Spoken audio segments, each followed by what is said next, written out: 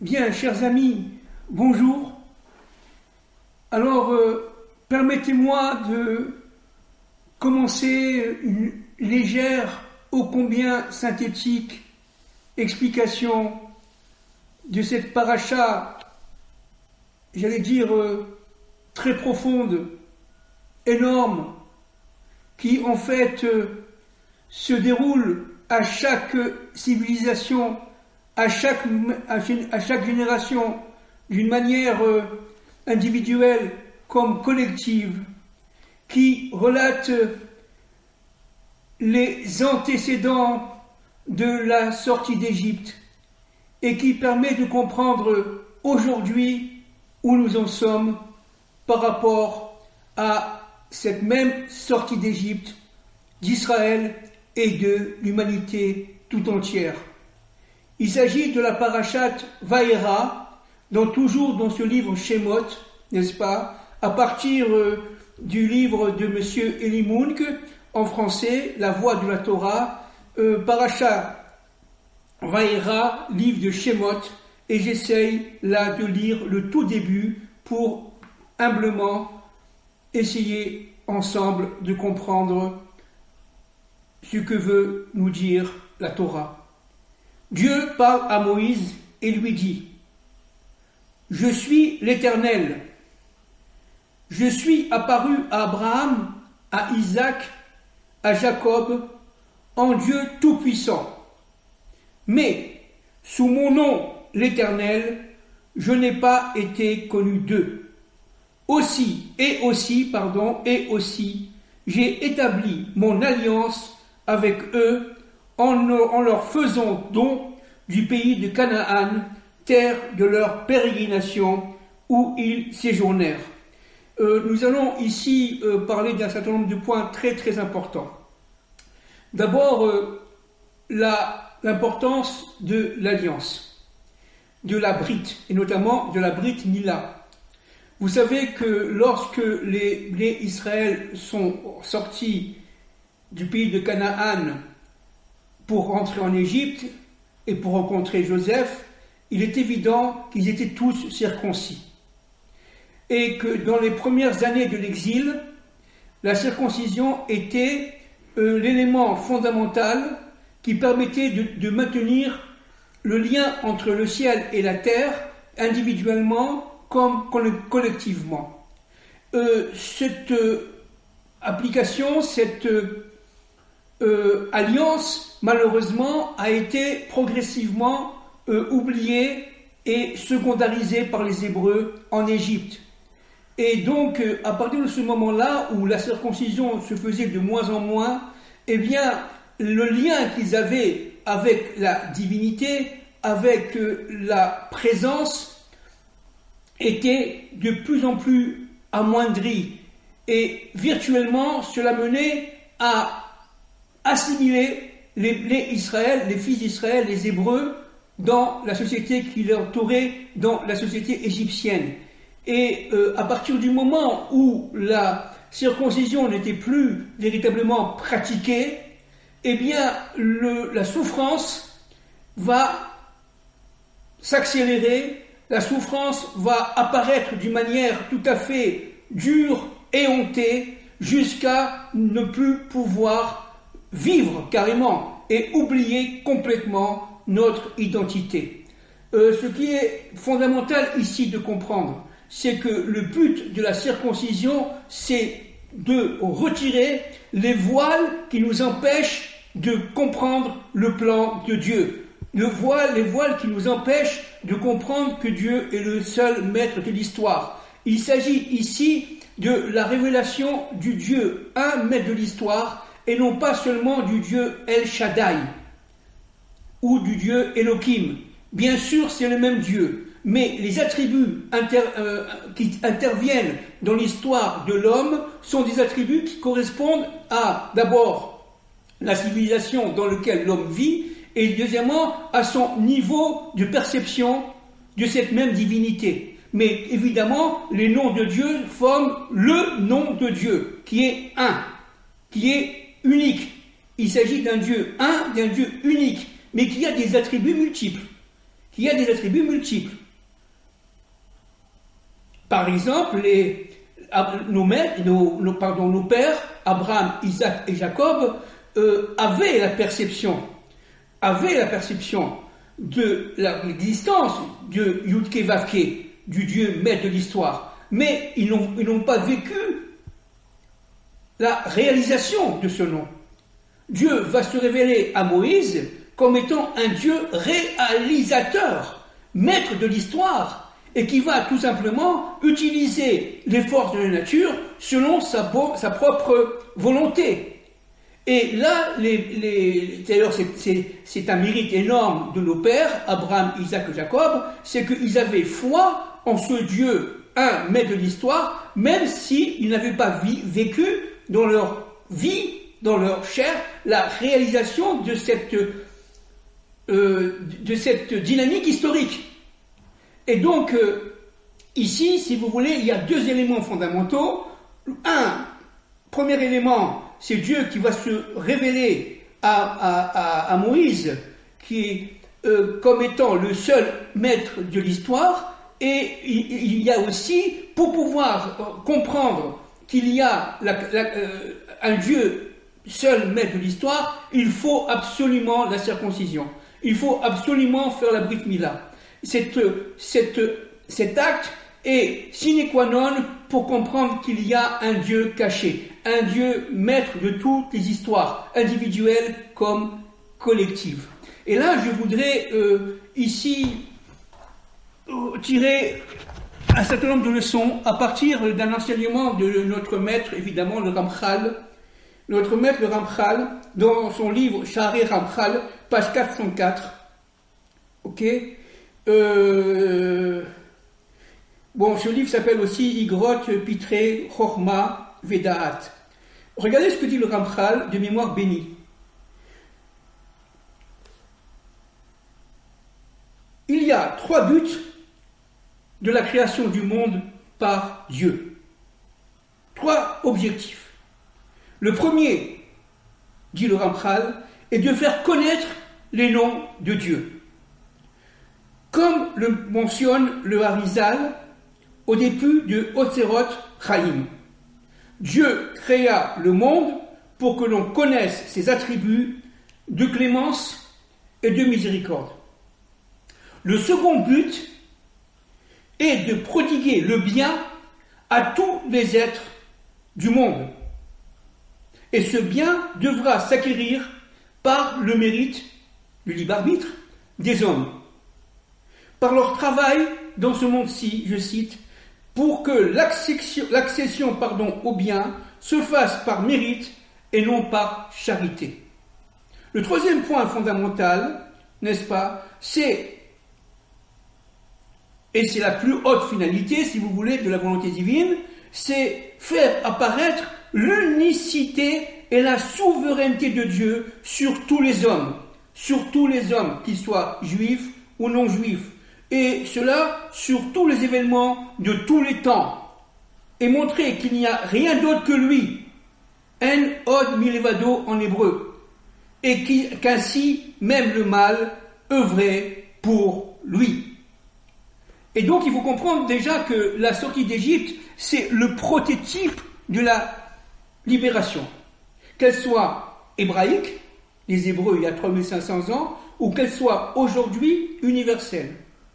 Il ne peut pas y avoir de connaissance du Dieu un, maître de l'histoire, sans sortie d'exil, sans sortie d'Égypte.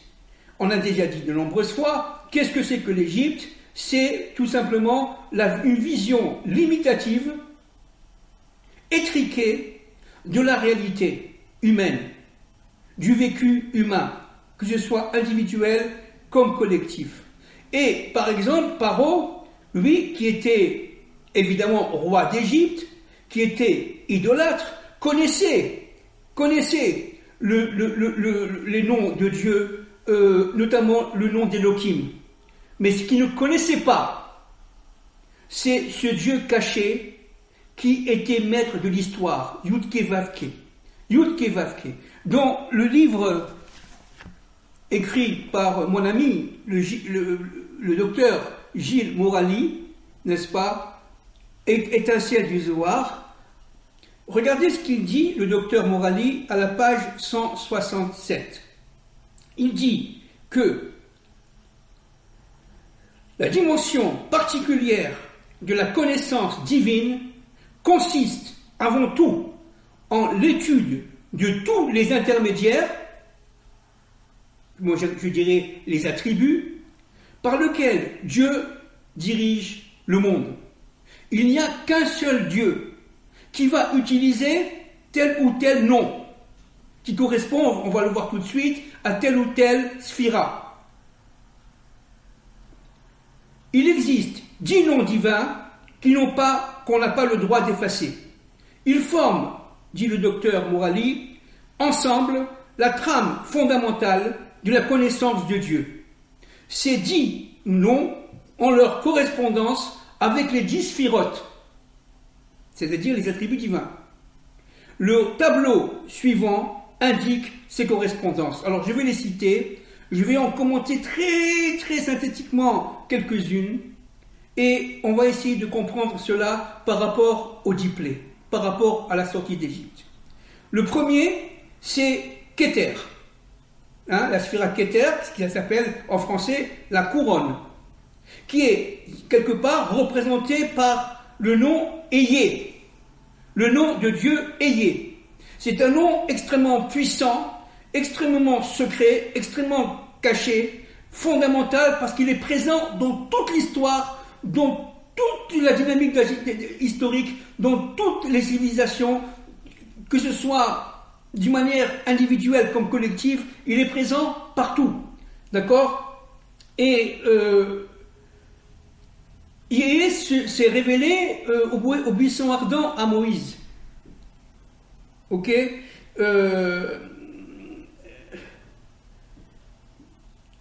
Et Rachi commente cette expression de « je serai qui je serai », Eyé, Hacher Eyé, de la manière suivante: je serai avec eux dans la détresse suis présente.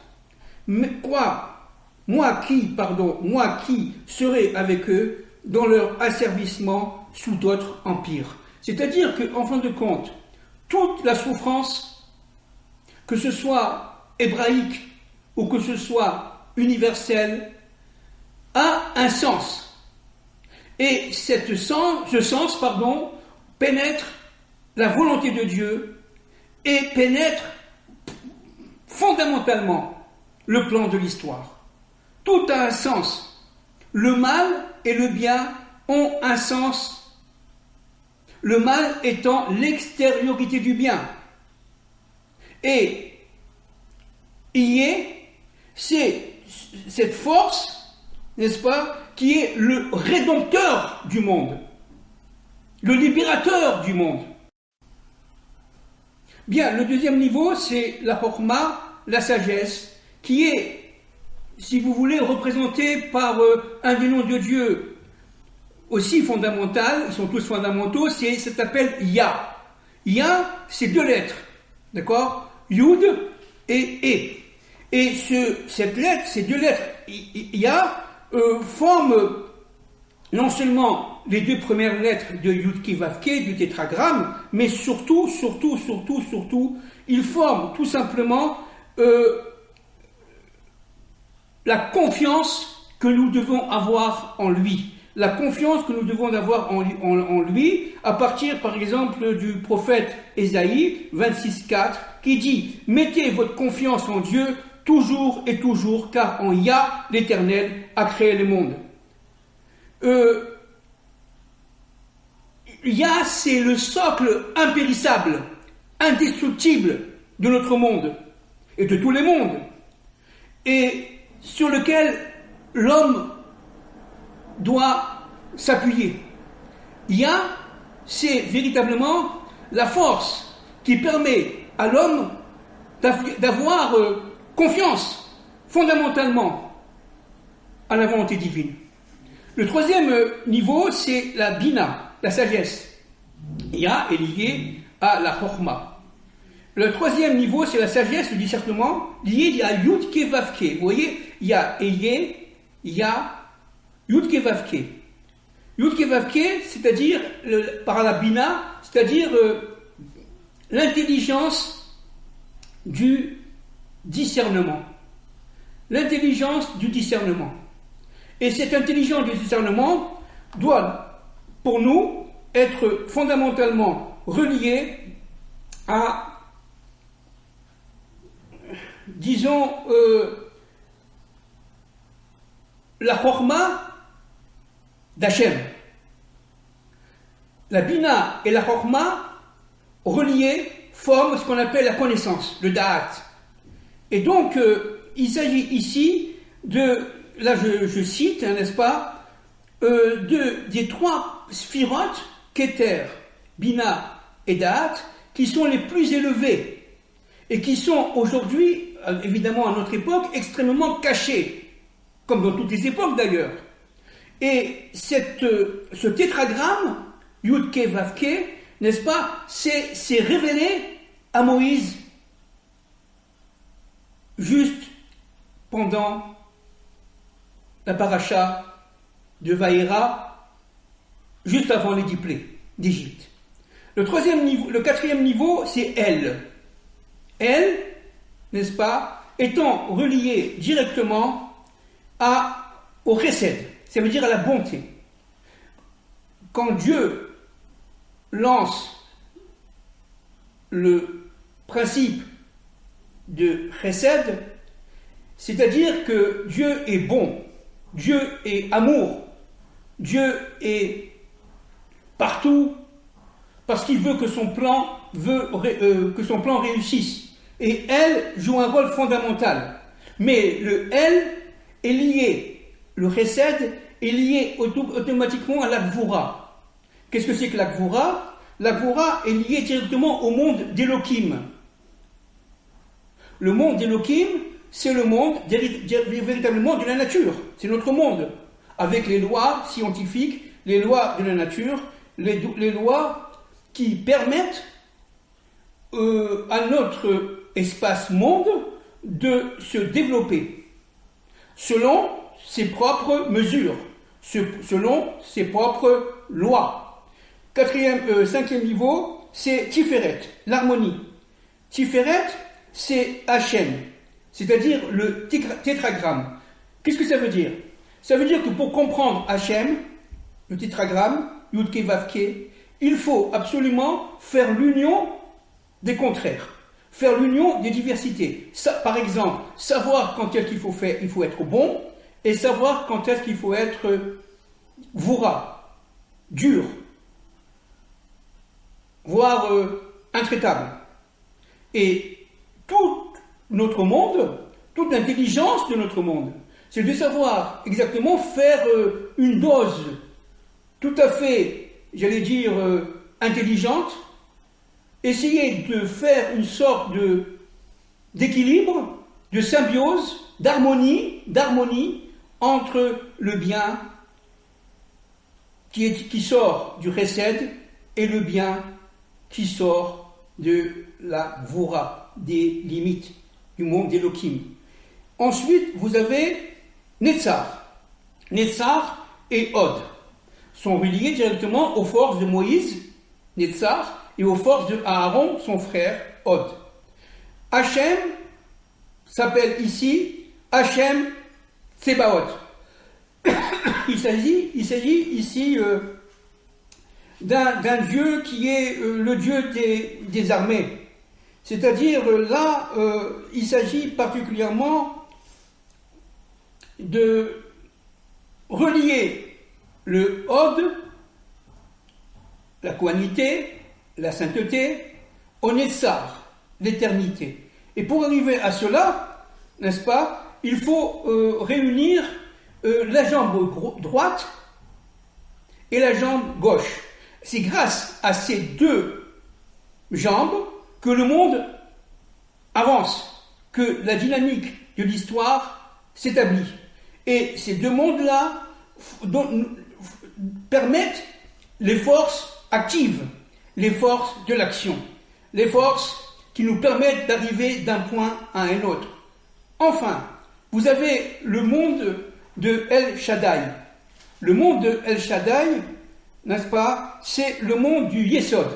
Alors, le monde d'El Shaddai, c'est le monde que nos maîtres, nos pères, Abraham, Isaac et Jacob, connaissaient. Abraham, Isaac et Jacob connaissaient le nom de Dieu El Shaddai. Et connaissaient aussi le nom de Dieu Elohim. Ils avaient évidemment entendu parler du Yukevavke, mais ils ne connaissaient pas l'action dans ce monde, on a dit tout à l'heure, de la tribu Yukevavke. Il y a Moïse qui va le vivre avec sa génération. Eh bien, dans le monde El Shaddai, il y a avant tout un point qui est fondamental, c'est le Yesod. C'est-à-dire, c'est le fondement du monde. Alors, quel est le fondement du monde? C'est tout simplement le juste. Par exemple, Joseph Hatzadik. Le juste est le fondement de tous les mondes. Et la force qui permet au juste de resplendir s'appelle El Shaddai.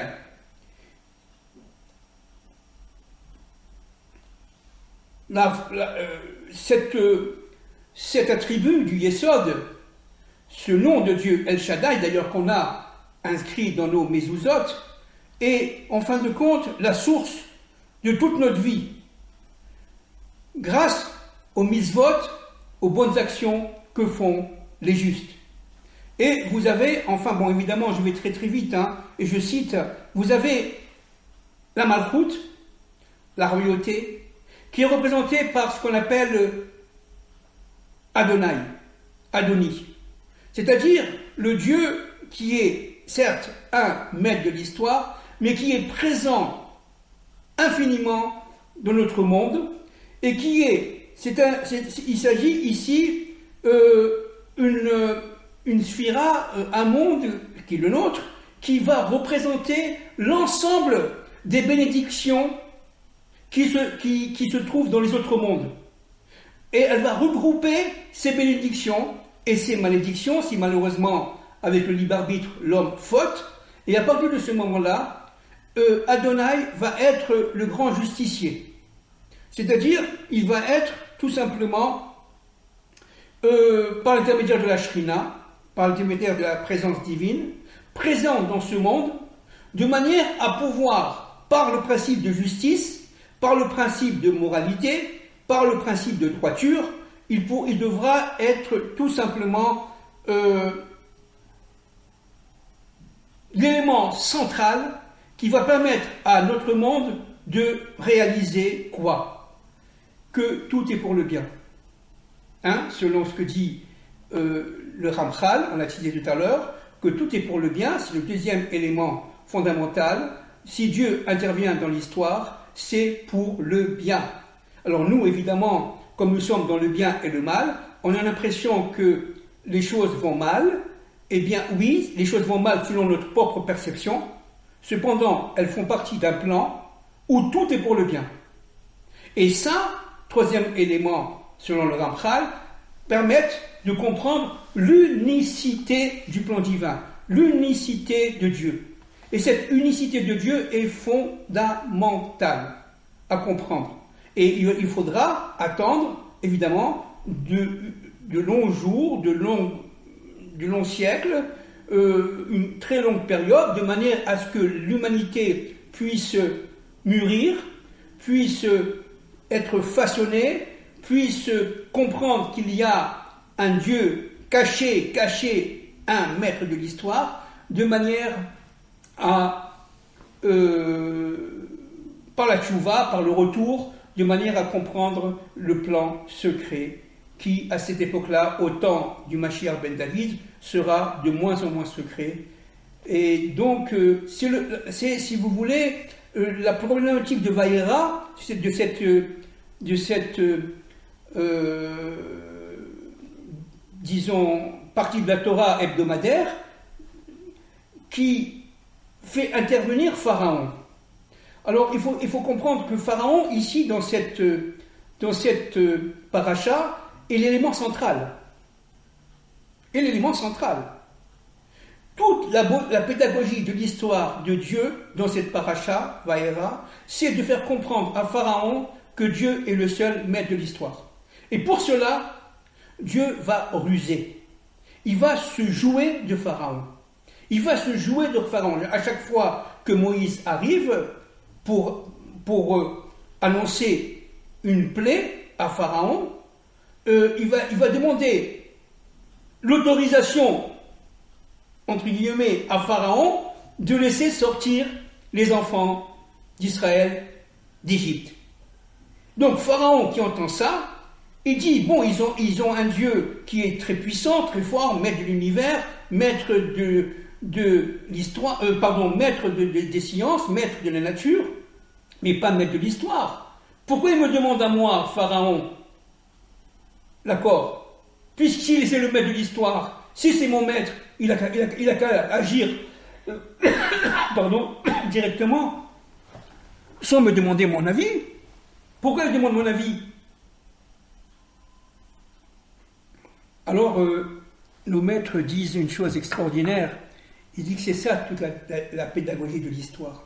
Et c'est ce qu'a vécu Pharaon, on le vit aujourd'hui avec les élites occidentalisées ou non, qui ont le sentiment, qui sont imbus d'elles-mêmes, qui sont le sentiment de dominer l'histoire.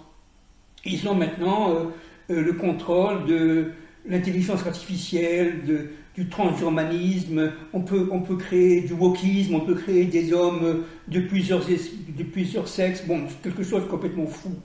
Mais pourquoi Dieu fait ça? Parce que tout simplement, il endurcit le cœur de Pharaon. Actuellement, Dieu endurcit le cœur des élites. Mais pourquoi il cherche à endurcir le cœur? D'abord, qu'est-ce que ça veut dire endurcir le cœur, en un mot? Ça veut dire tout simplement aller dans le sens de la raison pharaonique de l'histoire. Pour Pharaon, à partir du moment, on l'a dit tout à l'heure, où Moïse vient et demande l'autorisation de laisser sortir les fils d'Israël, c'est que Pharaon est souverain. C'est lui il se prenait pour Dieu d'ailleurs, entre parenthèses. Certes, il reconnaissait le Dieu un, Aton, qu'il considérait comme étant Elohim, mais il ne connaissait pas le Dieu Yud-Kei-Vav-Kei caché. Et si ce Dieu caché, eh bien, il demande mon avis et mon accord pour que je le laisse sortir, c'est que c'est moi qui suis supérieur à lui. C'est moi le vrai Dieu. Et c'est exactement ce qui se passe aujourd'hui. Regardez ce qui se passe. Par exemple, n'est-ce pas, à Hollywood, il y a quelques jours avant, 5-6 jours avant le grand incendie qui n'est pas fini, qui encore malheureusement se propage jusqu'à aujourd'hui, eh bien, les stars de Hollywood, eh bien, se moquaient de Dieu. Il y a une star qui retourne vers le public en disant qui est pour Dieu?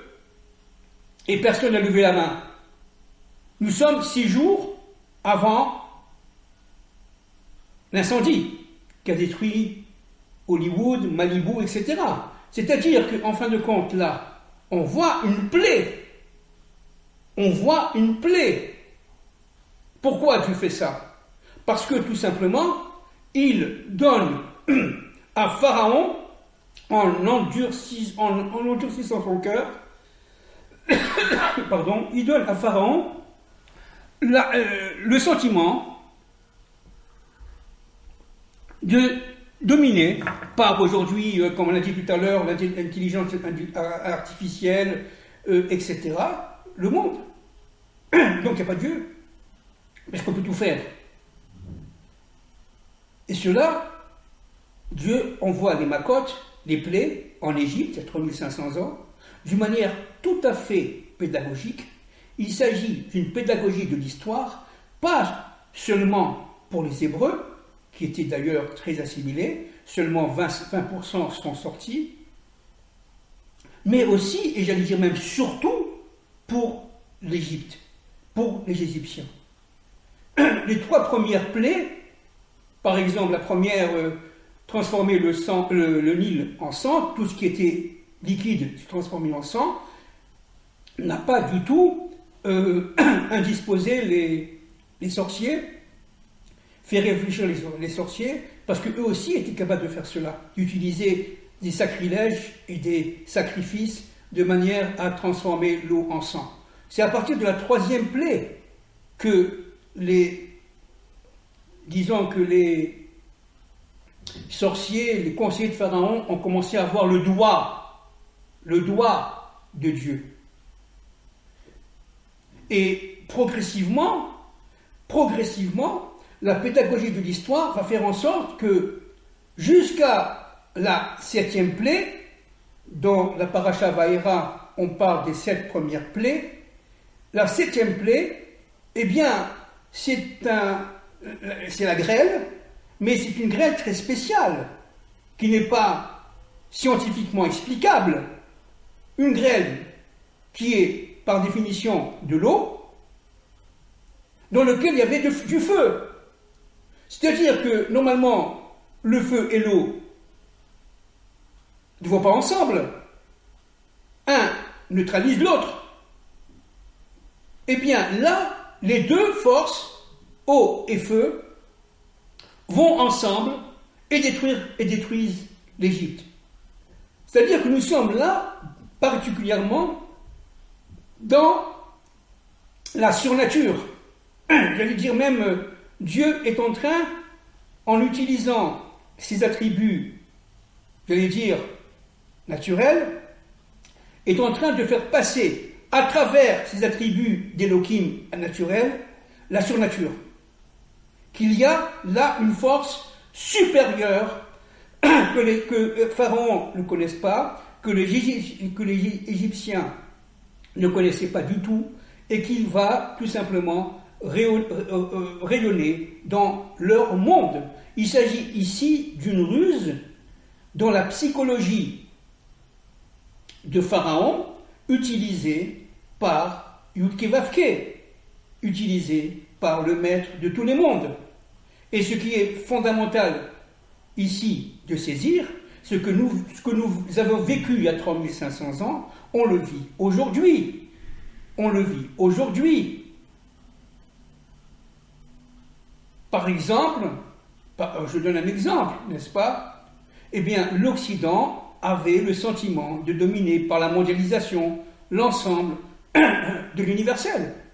Et leur plan était qu'en 2030, on soit tout simplement, entre guillemets, esclavagisé en Égypte, devenant des Égyptiens, comme on était esclaves en Égypte il y a 3500 ans. Et qu'on recevait un salaire, le revenu universel, le salaire universel, et de manière à être de bons consommateurs, endormis, formatés, et acceptant tout simplement la réalité. C'est pour ça que 4/5 des Hébreux ne sont pas sortis d'Égypte. 4/5 des Hébreux ne sont pas sortis d'Égypte. Pourquoi? Parce qu'ils ont été formatés. D'abord, ils n'avaient plus le lien avec la divinité, ils n'étaient pas circoncis. Et deuxièmement, et aussi, ils étaient de plus en plus assimilés. Et l'assimilation est catastrophique. Parce que, en étant assimilé, on s'assimile à la vérité ambiante, à la vision du monde ambiante, et on oublie qu'il y a un plan secret derrière. Et quand Moïse s'est présenté devant les anciens, devant les rabbins de l'époque, à la fin de la parachat d'avant, n'est-ce pas? Eh bien, la parachat Shemot, eh bien, les Juifs n'ont pas suivi Moïse. Les Juifs n'ont pas suivi Moïse. Même son frère Aaron était très suspect. Pourquoi? Parce que, non seulement il vient à une époque qui n'était pas attendue, et deuxièmement, il était habillé, entre guillemets, en égyptien. Et que le fait d'avoir parlé à Pharaon a entraîné une réaction contraire agressive de Pharaon qui a endurci son cœur et qui a fait souffrir de plus en plus les fils d'Israël, les Hébreux. Donc les Hébreux se sont trouvés devant un état absolument infernal, une souffrance absolument inhumaine, comme aujourd'hui on dirait les filles qu'on est en train de sauver de cet enfer de Gaza. Et encore une fois, ce qui se passe aujourd'hui à Gaza est terrible. Ce qui se passe aujourd'hui avec ces filles qui ont été disons, ensevelies sous les tunnels et autres, qui ont souffert vraiment le martyre, eh bien, sont sorties, on croit qu'elles sont bien, etc., parce que cela c'est un masque, c'est du théâtre, c'est du spectacle. Vous savez, lorsque le croissant, la Croix-Rouge venait voir les camps nazis, les nazis de l'époque demandaient aux Juifs de se présenter d'une manière noble, presque humaine, normative, de manière à ne pas donner des soupçons à la Croix-Rouge. C'est exactement ce qui se passe aujourd'hui à Gaza. Et tout ce qu'on vit aujourd'hui à Gaza, c'est une sorte d'économie spectacle, de réceptacle spectacle, de manière à formater le monde et endormir le monde comme les nazis le faisaient il y a 80 ans.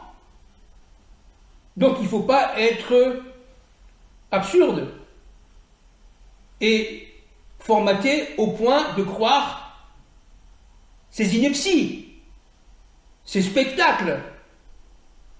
Parce que si le Hamas vit dans le fantasme, parce que ce sont les forces d'Amalek qui le pénètrent, nous essayons de vivre dans le réel. Et dans le réel, il y a véritablement souffrance.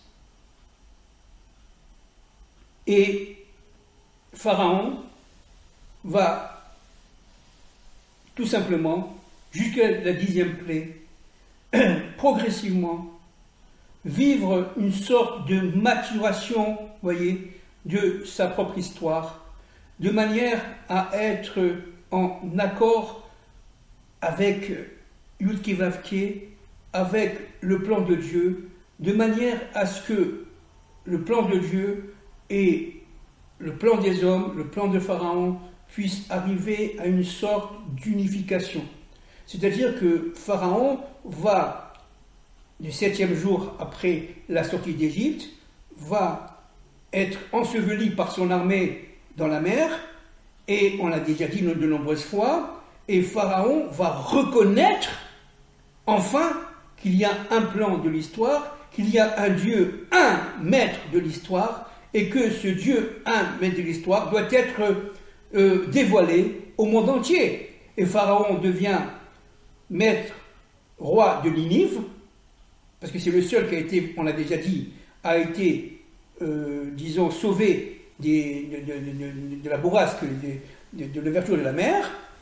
Toute son armée a été anéantie, et en étant sauvé, il va reconnaître Dieu et devenir roi de Ninive.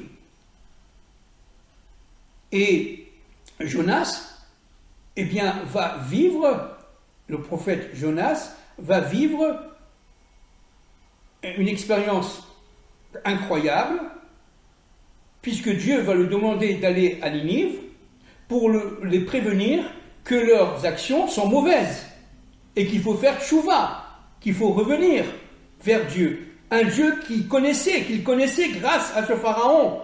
Regardez le pharaon qui était, pour finir, qui était, disons, idolâtre, extrêmement imbu de lui-même, avec un ego surdimensionné, jusqu'à se prendre pour le Dieu de l'univers, avec une haine qu'il avait des Juifs et des Hébreux de l'époque telle qu'il n'avait aucune pitié pour la souffrance hébraïque, pour la souffrance humaine.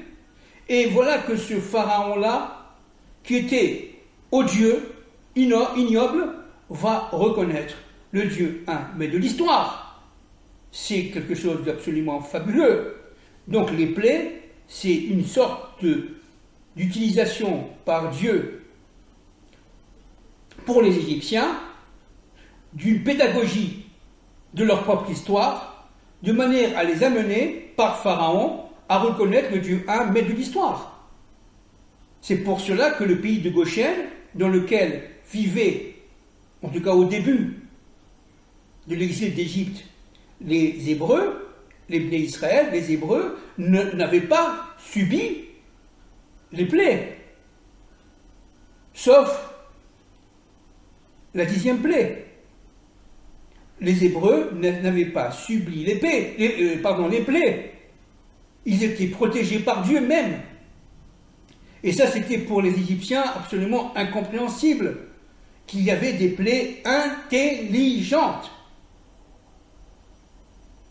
Et ces plaies intelligentes touchaient le bétail des Égyptiens et pas le bétail des Hébreux. En dehors du pays de Goshen, du territoire de Goshen, dans lequel résidaient normalement les Hébreux, il y avait tout simplement les plaies, la souffrance de l'Égypte. Et cela au niveau agricole, au niveau économique, au niveau social, au niveau politique, au niveau familial, et j'en passe. Mais les Hébreux qui étaient à Goshen n'ont pas souffert. Et au niveau de la 10e plaie, la plaie des premiers-nés, eh bien, les Égyptiens ont voulu, pour sauver leur enfant, aller dans le territoire de Rochelle, et là, la plaie devenait intelligente. Elle tuait les premiers-nés égyptiens et pas les premiers-nés des Hébreux, qui voulaient sortir d'Égypte. Parce que malheureusement, les 4/5e qui sont restés en Égypte, les Hébreux, ont été tués à la 9e plaie, c'est-à-dire la plaie du Rocher, de l'obscurité. Et c'est ce qu'on va vivre à notre époque. C'est ce qu'on va vivre à notre époque. Nous sommes actuellement dans une époque où Dieu renforce le cœur de Pharaon, mais ça va très vite, hein, où la dynamique de l'histoire renforce tout simplement les forces contraires, les forces du mal, de manière à ce qu'elles se, démasquent, elles se révèlent au plus grand nombre, afin d'être détruites. C'est exactement ce qui s'est passé avec Pharaon et son armée. Donc ici, actuellement, ce qui se passe en Californie, ce qui se passe un peu partout dans le monde, avec les tempêtes de neige, les tempêtes glaciaires, les grandes chaleurs, les incendies, les tremblements de terre, ce sont des macotes, c'est-à-dire des plaies que Dieu envoie pour pouvoir non pas punir, mais pour réveiller. Pédagogie de sa propre histoire. Voilà. Merci beaucoup. Que Dieu vous protège, que Dieu nous aide, que Dieu fasse qu'on comprenne qu'il est présent, et cela dans l'univers tout entier, et pas seulement dans le monde francophone, de manière à ce que les Juifs et les non-Juifs puissent assurément comprendre la présence ineffable du Dieu un, mais de l'histoire. Merci beaucoup.